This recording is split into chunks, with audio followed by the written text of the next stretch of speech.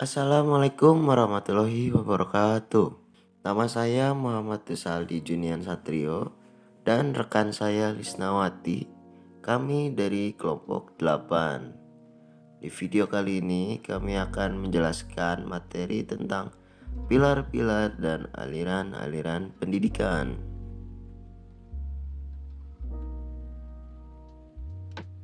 Kita masuk ke materi yang pertama, yaitu pilar-pilar pendidikan. Pilar pendidikan adalah tiang atau penunjang suatu kegiatan usaha, pengaruh, perlindungan, dan bantuan yang akan diberikan kepada peserta didik yang bertujuan untuk pendewasaan. Pilar pendidikan ada 4, yakni learning to know, learning to do, learning to be, dan learning to live together. Pilar yang pertama adalah learning to know atau belajar untuk mengetahui. Pilar ini memiliki arti bahwa peserta didik dianjurkan untuk mencari dan mendapatkan pengetahuan sebanyak-banyaknya, salah satunya melalui pengalaman-pengalaman. Di pilar ini, belajar bukan dinilai dari segi hasilnya saja, melainkan juga dari segi prosesnya. Intinya adalah bagaimana cara anak memperoleh pengetahuan, bukan apa yang diperolehnya. Pilar yang kedua adalah learning to do atau belajar untuk melakukan.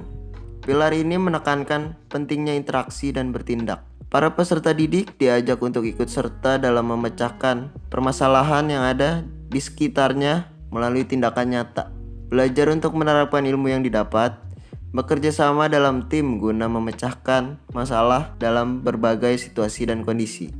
Pilar yang ketiga adalah learning to be atau belajar untuk menjadi diri sendiri. Pilar ketiga ini artinya bahwa pentingnya mendidik dan melatih peserta didik agar menjadi pribadi yang mandiri serta dapat mewujudkan apa yang peserta didik impikan dan cita-citakan. Penguasaan pengetahuan dan keterampilan atau soft skill dan hard skill merupakan bagian dari proses menjadi diri sendiri atau learning to be. Pilar yang terakhir adalah learning to live together atau belajar untuk bekerja sama atau hidup bersama. Pilar terakhir artinya menanamkan kesadaran peserta didik bahwa mereka adalah bagian dari kelompok masyarakat. Jadi, mereka harus mampu hidup bersama. Pada pilar keempat ini, kebiasaan hidup bersama, saling menghargai, terbuka, memberi, dan menerima harus perlu dikembangkan di sekolah. Dengan kemampuan yang dimiliki oleh peserta didik sebagai hasil dari proses pembelajaran, dapat dijadikan sebagai bekal untuk mampu berperan dalam lingkungan dimanapun individu tersebut berada. Materi selanjutnya adalah aliran pendidikan. Aliran pendidikan ini dibatasi beberapa rumpun, yaitu aliran klasik, gerakan baru, dan 2 tonggak penting pendidikan di Indonesia.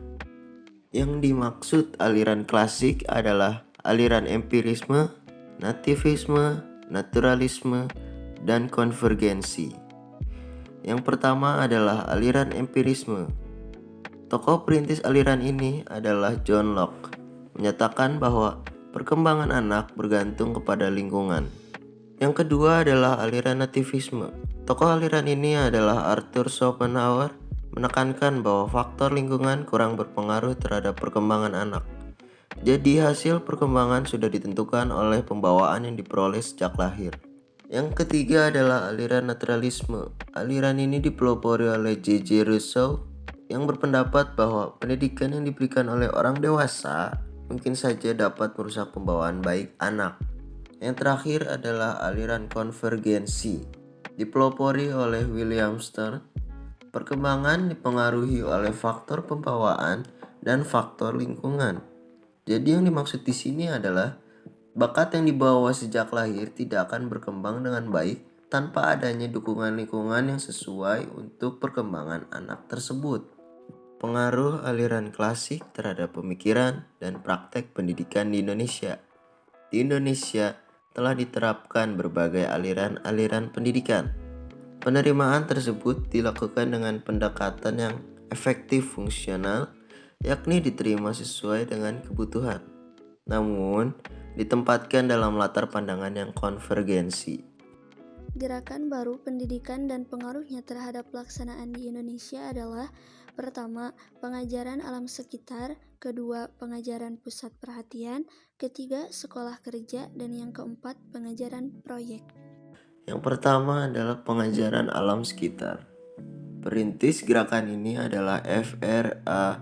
Finger, yaitu mendekatkan anak dengan sekitarnya. Yang kedua adalah pengajaran pusat perhatian.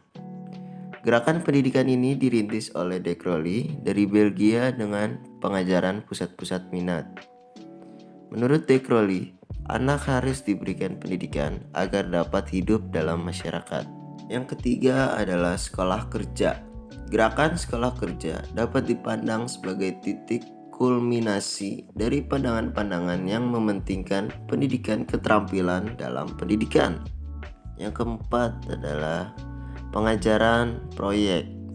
Pengajaran proyek akan membutuhkan kemampuan untuk memandang dan memecahkan persoalan secara komprehensif.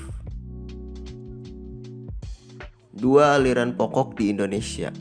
Yang pertama adalah Perguruan Kebangsaan Taman Siswa didirikan oleh Ki Hajar Dewantara pada tanggal 3 Juli 1932 di Yogyakarta.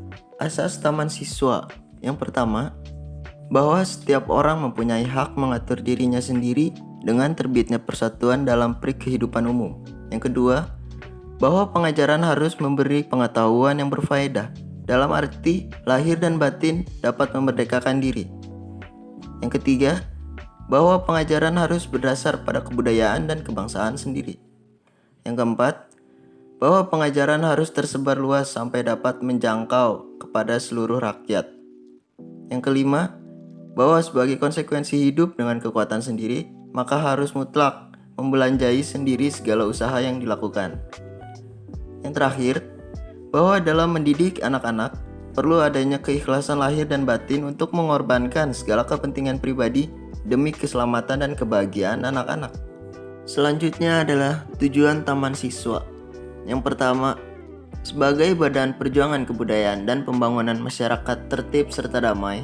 Yang kedua, membangun anak didik menjadi manusia yang merdeka lahir dan batin, luhur akal budinya, serta sehat jasmaninya, untuk menjadi anggota masyarakat yang berguna dan bertanggung jawab atas keserasian bangsa, tanah air, serta manusia pada umumnya.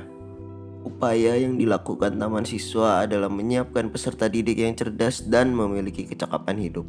Dalam ruang lingkup eksternal, Taman Siswa membentuk pusat-pusat kegiatan kemasyarakatan. Yang kedua adalah Ruang Pendidik INS Kayu Tanam yang didirikan oleh Muhammad Syafi'i pada tanggal 31 Oktober 1926 di Kayu Tanam, Sumatera Barat. Asas Ruang Pendidik INS Kayu Tanam. 1. Berpikir logis dan rasional. 2. Keaktifan atau kegiatan. 3. Pendidikan masyarakat. 4. Memperhatikan pembawaan anak. 5. Menentang intelektualisme. Tujuan Ruang Pendidik INS Kayu Tanam. Yang pertama, mendidik rakyat ke arah kemerdekaan. 2. Memberi pendidikan yang sesuai dengan kebutuhan masyarakat. 3. Mendidik para pemuda agar berguna untuk masyarakat. 4. Menanamkan kepercayaan terhadap diri sendiri dan berani bertanggung jawab. 5. Mengusahakan mandiri dalam pembiayaan. Upaya-upaya Ruang Pendidik INS Kayu Tanam adalah menyelenggarakan berbagai jenjang pendidikan, menyiapkan tenaga guru atau pendidik, dan penerbitan majalah anak-anak sendi, serta mencetak buku-buku pelajaran. Sekian dari kami. Wassalamualaikum warahmatullahi wabarakatuh.